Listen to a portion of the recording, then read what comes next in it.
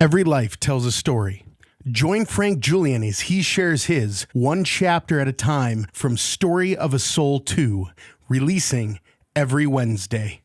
The Story of a Soul 2 by Frank Julian, with Sean O'Neill, narrated by Frank Julian. Chapter 9, Fall, 1975, the first dark night of my soul. I was under a lot of pressure at nursing school. I had a Japanese roommate to whom I simply couldn't relate. My circle was limited since I lived in the apartments and not in the dormitory. I didn't go out with fellow students, and the nursing class was very closed off from others. I felt closed in. I had quit daily prayer. I felt I was too busy. It was a gathering storm. I began to be tempted by things I thought were settling and moving behind me.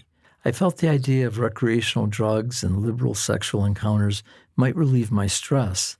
Of course, there was something inside of me that knew that all this was wrong.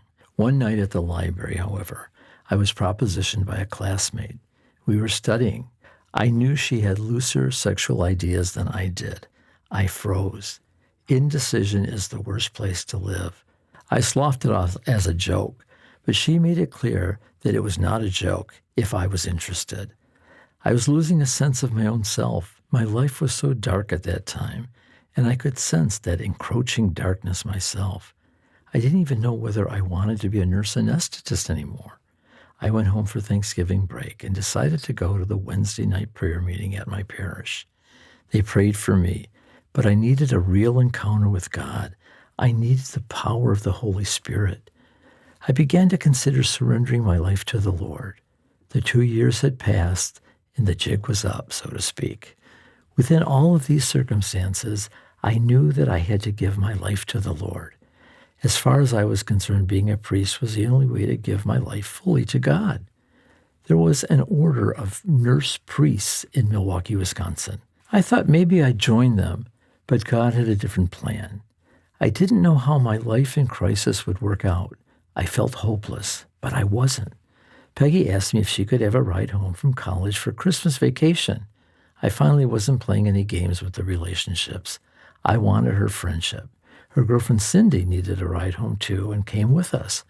I will never forget that ride home. There was joy in the car. All three of us needed God, and each of us talked openly about it. Peggy's father was waiting at my house to pick her up, and I said, "Would you like to go on a double date with me?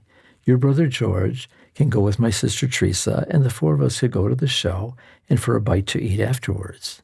She liked the idea, and we planned to connect. Christmas Day was a dark day, even though I was going to the parish prayer meeting, and Sister Ann was mentoring me about the life in the Spirit. The phone rang, and it was Peggy. She called to wish me Merry Christmas. That was very special to me. I was genuinely touched, and we planned our date. Thank you for listening. Join Frank Julian every Wednesday for a new chapter of Story of a Soul 2. Make sure you like, share, and subscribe so you don't miss the next chapter.